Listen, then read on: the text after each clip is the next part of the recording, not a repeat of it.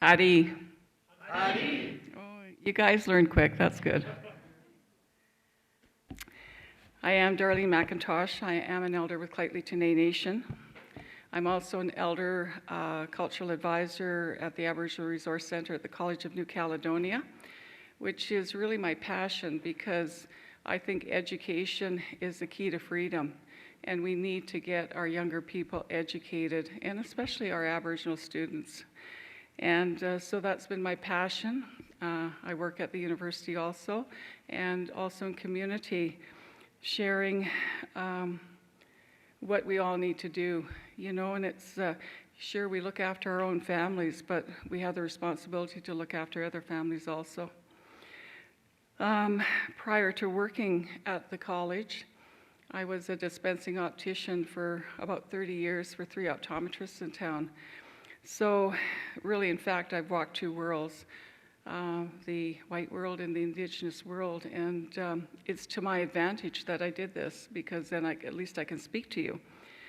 So, and then of course, October last year I was appointed the 8th Chancellor of UNBC, the 2nd woman in 30-some years at the university, and that was quite an honor. I am of Grouse clan, Utsut, which is a sublet of the Carrier or the Caribou clan. I have been married, I think 51 years now, to Neil McIntosh, and my pride and joy, of course, are my sons Blake and Kyle, and my grandsons Jake and Connor, and soon to be another grandmother to a little one coming in mid-November, so I think my life is going to change a little bit here. So in saying that, my mother was a residential school survivor, Mary Nettie Kwa, along with her siblings. And along with her siblings was Chief Darlene Logan. She is my first cousin because our mothers were sisters. And that, well, I'll get to that a little bit later here. My dad, Peter Zatorsky, was a settler, 3rd generation that settled in Alberta. His father was Carl and his mother, my grandmother, was Annie. My great-grandfather, Yasko, who settled in Lamont, Alberta in 1907, and which I found really interesting because that was around the time the Homesteader Act was really initiated. And he was part of that initiation of the Homesteader Act, which allowed 160 acres of free land to immigrants to start farming. Whereas on my mother's side, they weren't allowed free land, noting that their land, it was their land to begin with, were put on reservations. So I find that really odd. I thought, to me, immigrants should have been put on parcels of land and not the first peoples of this land because we've been here forever and ever. So I'm going to briefly talk about the 9,000 years or more that Lheidli have been on this land called Canada in this area. And and I say this briefly because it's an understatement of how many avenues I could have went down to share with you. I don't know everything, but if you have questions, I don't know it, I can find out for you. So let's look at the colonization of our people. It is stated colonization in Canada may be the best understood as Indigenous people forced disconnection from their land, their culture, communities by another group. It has roots in Canada's history, but is still alive and well today. So, like we come to this country and, it's a land of plenty. But for our people, the past 150 years have been quite devastating for them. As, what I imagine how this took place through the Indian Act, because, really, they took away everything that we had that was our power, like individual power. So I would ask, Kevin, for instance, okay, you stand up here. And I ask him for his coat. He takes his coat off. I ask him for his shoes. He takes his shoes off. I ask him to take his pants off. And there's going to be resistance, but he has to, because I'm going to do something to him if he doesn't. Pretty soon this man is naked standing in front of you. So what is he? He's humiliated. He's powerless. He's embarrassed. And that's what they did to our people. They took everything away, so we were stark naked walking these lands in Canada, which we were born into. It's part of our DNA. It's part of who we are. So what does unceded mean? When we welcome you to our territories, we say, welcome to the unceded, ancestral, traditional territories of the Lheidli Nation. Unceded means that the land was never legally ceded or given up to the Crown through treaty or any other agreement. It's unceded. The federal government is always changing the description of who we are. We were known as Indians, Aboriginals, and now Indigenous. And my personal preference is I like to know that I am referred to as a First Nations person. So how it was described, Indigenous versus Aboriginal. The word Aboriginal also does not properly describe a group of people it is referring to. If it's broken down into its Latin root, the word ab, part of Aboriginal means away from or not. So technically the name means not original, which is opposite to the intended meaning. The term Indigenous is in many ways a more appropriate term to describe Indigenous people of the world wide. Indigenous comes from the Latin word indigena, which means sprung from the land, native. Using the term Indigenous therefore links Indigenous people to their lands and respects their claim over it. So we know Indigenous, when it was referred to, it was usually referred to the Australian Indigenous people, right? But that's a broad term. Like when you come here and you say, okay, I'm Indigenous to this land, it loses its meaning because Indigenous, everybody's Indigenous to some area, whether you be white, black, or yellow, or red. You know, you are Indigenous to some area of this world. So, as I say, I prefer being referred to as a First Nations person. So the story begins in 5487 BC. And lithic evidence proves the conclusion that Indigenous people occupied the area between 7,500 and 9,000 years ago. There were 2 digs in the last 40 years that uncovered artifacts that have scientifically been dated. So the governance system in the past was originally conducted by extended family heads, but by the time the European contact through the Batlots came to be, this community-involved process provided for decision making. It was also utilized for special purposes such as age, marriage, death, sharing of wealth, and food. And there were several clans and sub-clans, and each had a male, a denaza. Excuse my Decal pronunciation because I never did grow up learning the language.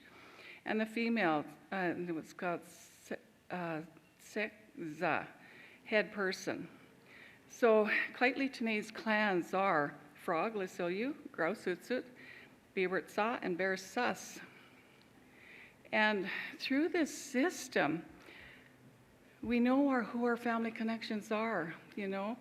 If, for instance, I'm a Grouse and I meet somebody from Sycaz that's a Grouse, I know they're a family member. But yet if you go to England and you have the last name of Smith, you might have 5,000, 10,000 Smiths. They don't know if they're related to each other. So it is a simplistic way of connecting to your family, your extended family. So, and it really worked well within our communities.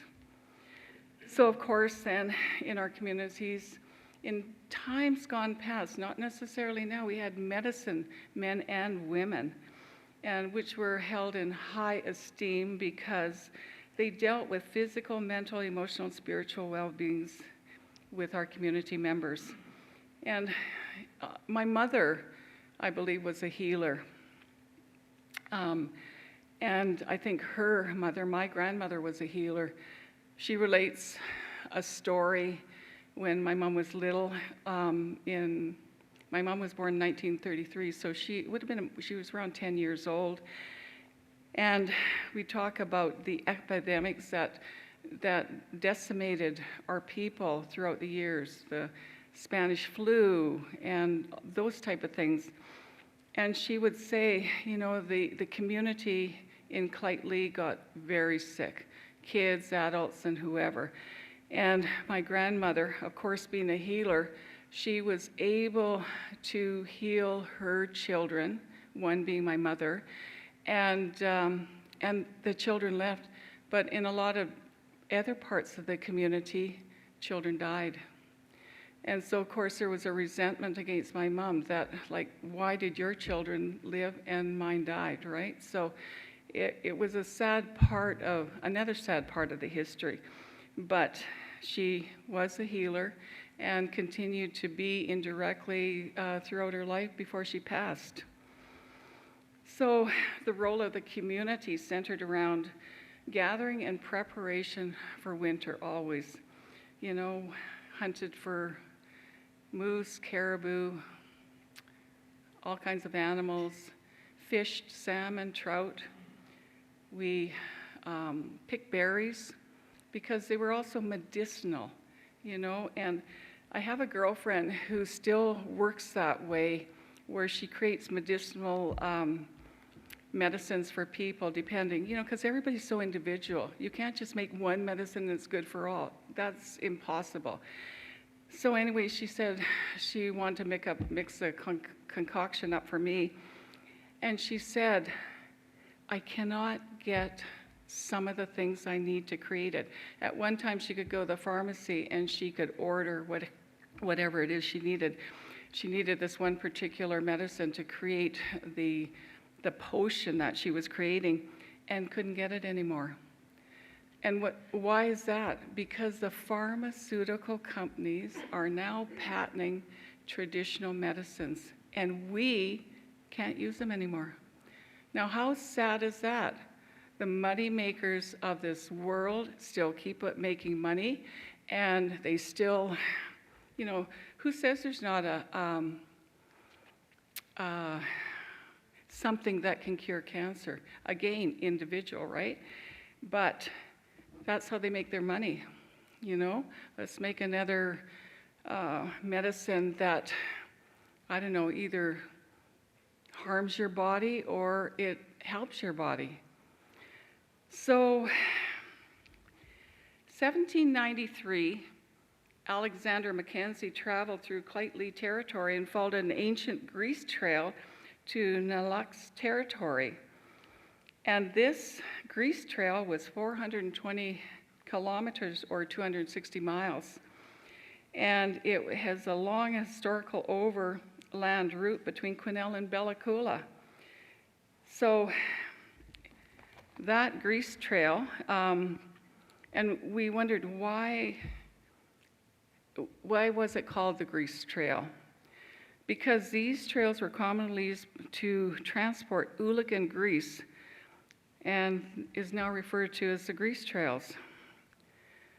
So 1820, Hudson Bay established temporary trading posts at the confluence of the Chilocco and Nechako rivers. 1820. So from there, the Hudson Bay Company and Northwest Trading Companies amalgamate. 1823, they establish a post at Lheidli. 1824, they closed the post at Lheidli. 1829, they reopened the trading post until 1915. And then, of course, in 1836, smallpox hit. And of course, our people were strong, resilient people. They were very healthy because we ate off the land. But when they introduced that new virus of smallpox, we weren't prepared. We didn't have the immune system to fight this off. So it really devastated again the community. In 1839, they did the first census with Lheidli Tenay village. 75 men, 50 women, 62 children. We had 187 people living in this community. And then, 1850, the measles epidemic came, and again decimated our community. And they talk about the Hudson Bay traders bringing in blankets and purposely putting the smallpox virus in the blankets and then passing them around to the community. So already they wanted to look at the genocide so they could come in and do exactly what they wanted to do. So 1861, colonial practice established reserve lands.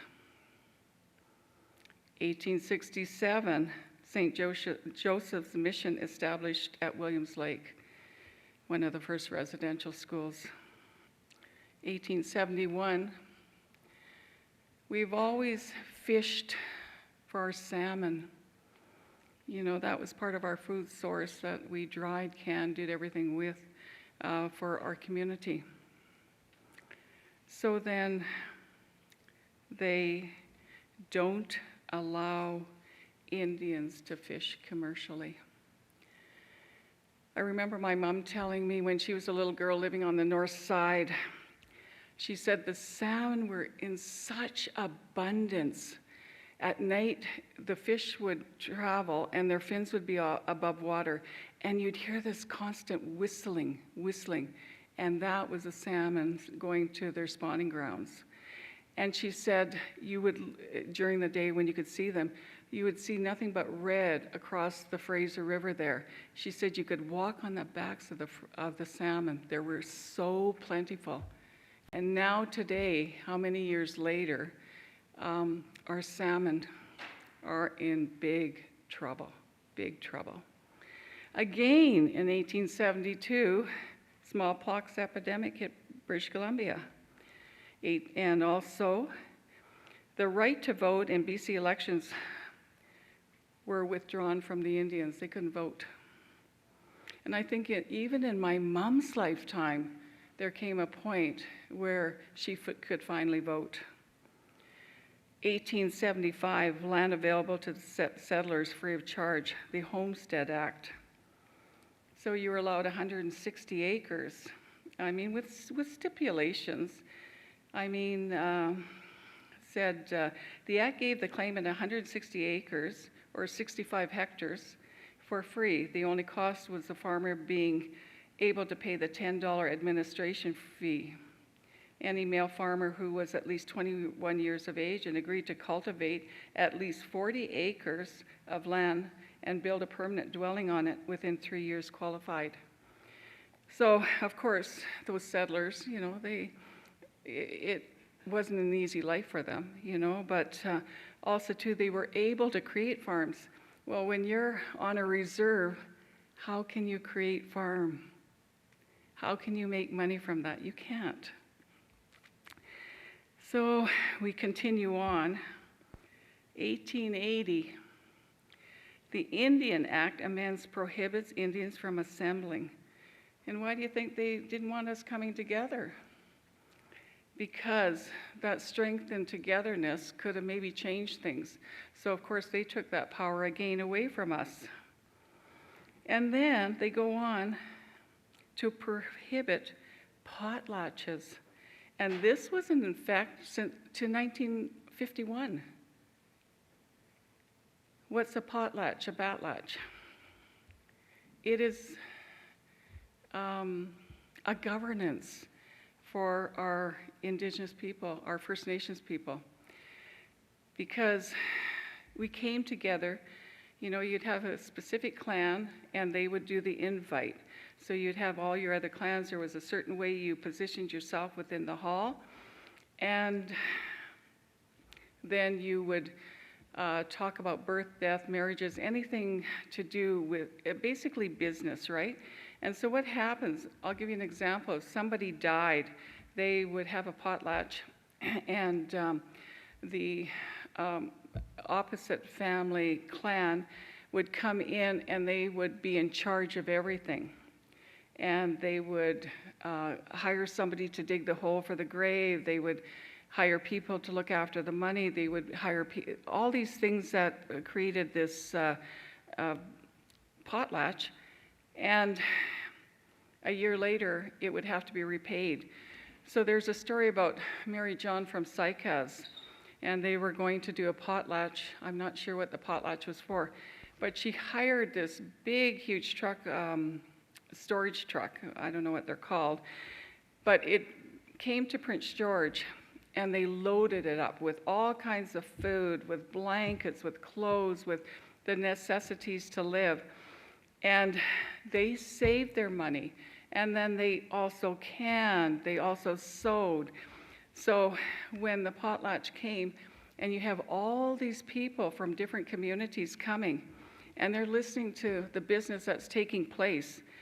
And because really, you have to remember, we were oral. We were an oral community. And so when everything was said and done, they start handing out gifts to everybody that was there. Because they honored these people, they were witnesses to what took place. They heard. So then if there was a dispute 6 months later and saying, oh, well, you know, I can do this or whatever, we would go to the people and they'd say, no, that's not what happened. I was a witness. I heard what happened. So that was the benefit of the potlatch or batlatch. And also, too, it always would bring community together, you know, from different areas. And it was a time of gathering, a time of getting acquainted with family and friends. So it was a very positive thing. Then we go on to 1888. Federal policy creates Indian food fishery. India is not allowed to fish commercially.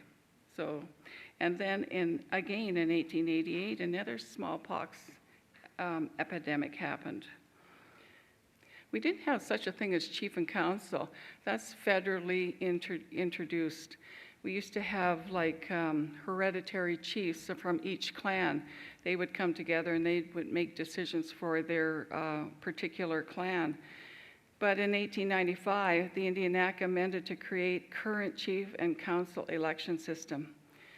And it's been a detriment, I think, to the communities, you know, because you're looking at families, you know, you have families and the families elect whoever, and whether or not they're able to handle those positions is questionable, right? And so that is not a good policy for First Nations people, I don't think. So then, in 1901, the largest stock of sockeye ran through the Fraser River. Then we come to the economic recession in Canada in 1907. And also in 1907, they start to negotiate the sale of Fort George IR number 1, and that was at Lheidli Memorial Park. So 1908, it was rejected. 1909, there was a second offer, and it also was rejected. So then in 1911, they continued this conversation, and the Grand Trunk Pacific Railway they wanted 18 acres of land to build their rail lines and station, and this reminder of 1466. Acres were sold the next year for for over $1 million. So they give pocket change to our First Nations people, and then they make a profit on it, which has been ongoing for the past 150 years. You know, like when we had no rights, and they'd come in, the provincial government or whoever would come in and they would cut our trees down without permission. They would mine without our permission. They made millions or billions of dollars, and where did we profit from this? We didn't, because we were subhuman people that didn't deserve, even though that we've been on this land for over 9,000 years. So 1913, September 7th, we were forced off the village site and removed from the homes, and the village was burnt to the ground. Again, we had no control over this. So we end up in Shelley Reserve, 16 miles southeast of town. And so then they stuck us out, way out 16 miles from here. No really good roads and how to get there. Can you imagine having to come in to the urban center to get your food or whatever? I remember my mom saying my grandmother, she would dress up and she'd put her heels on and she'd walk the rail line from the north side into town. That's quite a ways by walking the rail. So then there's a lot in between, but I won't go through all this. 1918, the First World War ends. And then, of course, we have our veterans coming back. And as Dr. Sims said, as soon as you went to fight for war, you were enfranchised. And so that meant when they came back as heroes from the war, they had no place to go because they weren't allowed back on the reserve. They were now considered white man Indians, if that's the term. So, and which is really sad because we know that when they went to war, they were fighting for all peoples, not just for First Nations people, all peoples. Then, 1980, the Spanish flu comes again, kills more Indians. And in 1920, BC Indian population reaches its lowest point to record, if you can imagine. So it was like a genocide happening on a slow base. But as you can see, we're strong, resilient, we're still here. So 1922, LeJac Residential School is established at Fraser Lake, and it closes in 1976. My mom went to LeJac Residential School at probably about 7 years old, and they only went up to grade 7 there, and if she wanted further education, she would have to go to Kamloops, and she was only allowed to go to school until she was 15 years old, so she got into grade 10. And if she went to further education, again, she'd be disenfranchised, which eventually she was. But so lots of tragedies through that experience of children going to residential school. You know, most of you are probably parents and grandparents. And to this day, you remember your children at 5 and 6 years old, and somebody comes and they're going to take that child away from you. What are you going to do? Going to fight? They're going to put you in jail. So just think about that. Think about your own feelings on how you would react to a situation like that. Like, it's devastating. And our poor, well, it would be my grandparents, and then all the kids are gone from the reserve. What are the parents doing? Because the mother teaches, the father teaches. So we teach them all sorts of things that we take for granted. And then they go into the residential school, and they're beaten for speaking their language. They separate the girls from the boys, and you can't even talk. Like, they go to school with knowing the carrier language, but not English. So these children, really, it wasn't an educational institute, because my mom talks about, we learned how to sew, we learned how to farm or do the vegetables in the garden. And the thing, when she talked about it, she had such an anger and resentment. And of course, when you don't understand about it, you don't know where this is coming from until you get older and begin to understand. And she says, the thing that she remembered most was how hungry she was always. They were always hungry. She says in the next room, the priests and nuns were having roast beef, mashed potatoes, and everything just smelled so wonderful. And she said, and when we went to eat, we ate basically garbage or soup that had no meat in it, and it was just thin of vegetables. And then you wondered why the kids went and stole food, or, my mom said, yeah, we would get an apple or whatever. And that was just a gift that they got something that was substantial. And another thing that she said, which I couldn't believe it, I couldn't absorb it in my field to understand what she was talking about. And she said, you'd hear babies cry. And she says, the next thing you'd see are nuns walking in the back 40, and then there was no sound. So here we are, Kamloops found the 215 unmarked graves. And then I could understand what she was talking about. But I thought she's exaggerating or she's making it up. But why would she exaggerate and why would she make this up? So based on that truth, I believe that's what happened. And a lot of parents didn't know what happened to their children. They sent them to residential school and they never came home. They never came home. But they never told them maybe that that child died or something happened to them, and they just buried that child without acknowledging it to the parents, what was going on. And there was a story also that one of the elders said that when a young boy had finished residential school, like he'd gotten to grade 7, so then he was sent home. So all he was driven to basically the edge of the reserve, dropped off.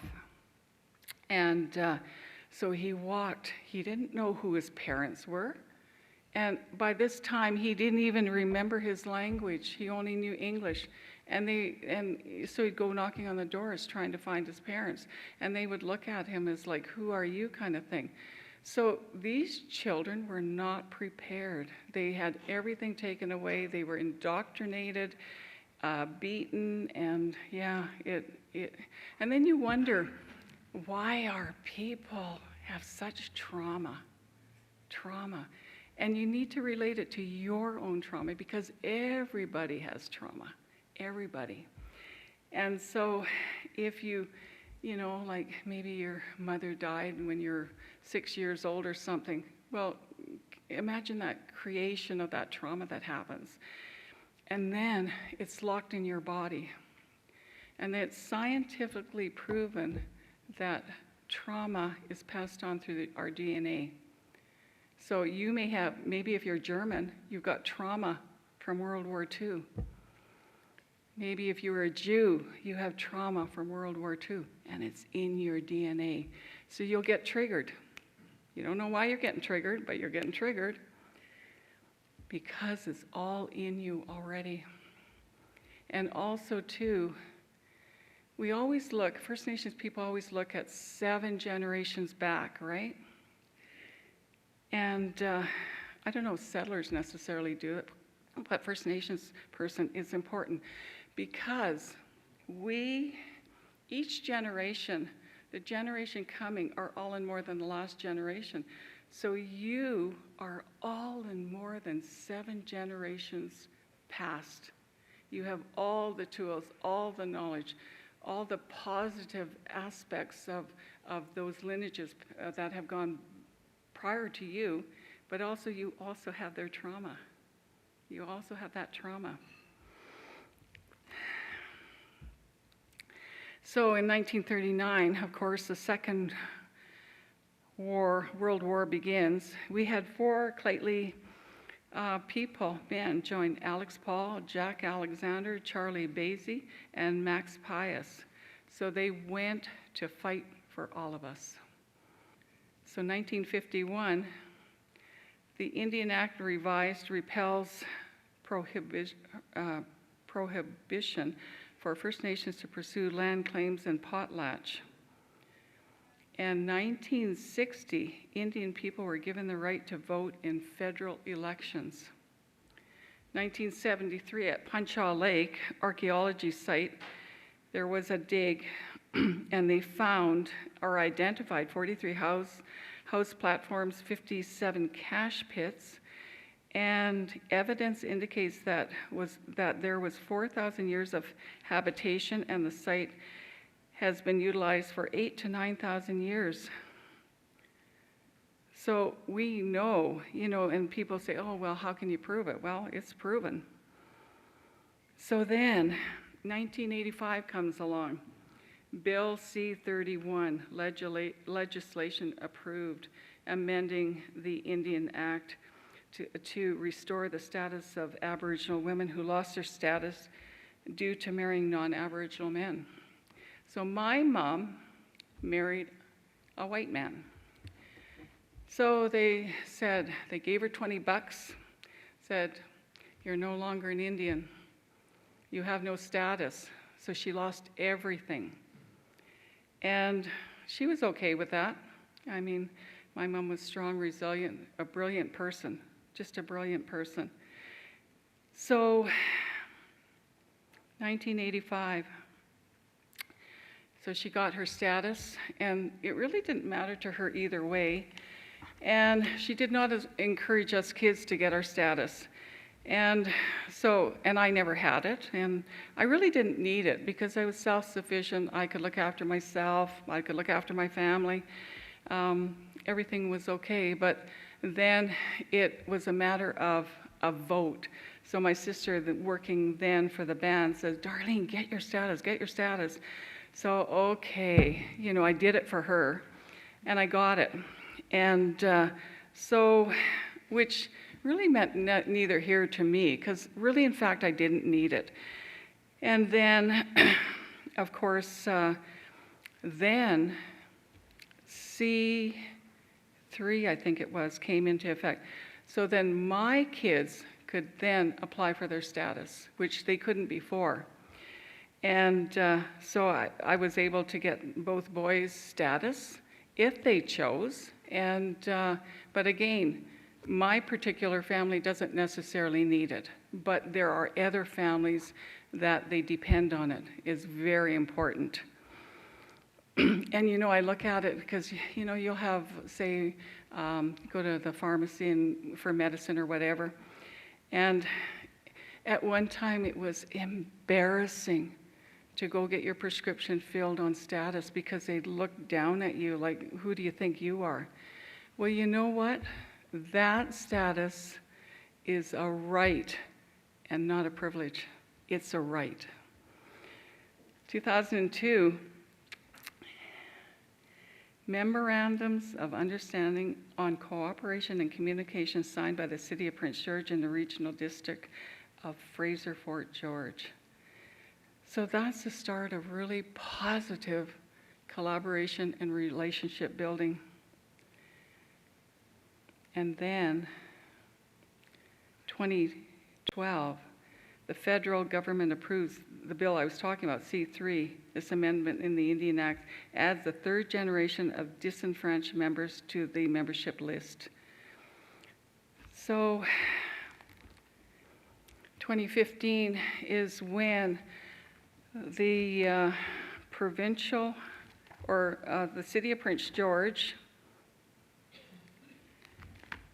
had the Canada Winter Games. And we were invited by the City of Prince George to co-host this fantastic event that was taking place in our beautiful Prince George. But I credit the City Council, led by Mayor Lynn Hall at that time. If it wasn't for his open heart and open mind to say that we need to build a relationship with Lheidli and allow them to co-host this fantastic event, I don't know where we'd be, because prior to that, we were nobody. They pushed us aside. Nobody paid attention to us. We were just a bunch of Indians. But when he came on board and gave us this opportunity to showcase our language, our culture, our people, like that was a gift to us, I believe, because from then on in, things changed. It was absolutely incredible.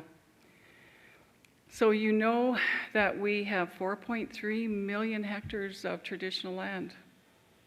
4.3 million hectares that we are caretakers responsible for. The air, the water, the land. And I always say, you know, how much more intimate can you get with beautiful Mother Earth and her trees? The trees breathe out and we breathe in. We breathe out, they breathe in. They clean our air. We need the trees. We cannot keep on chopping them down. In the Amazon, it's called, their trees are the lungs of the world. They're the lungs of the world.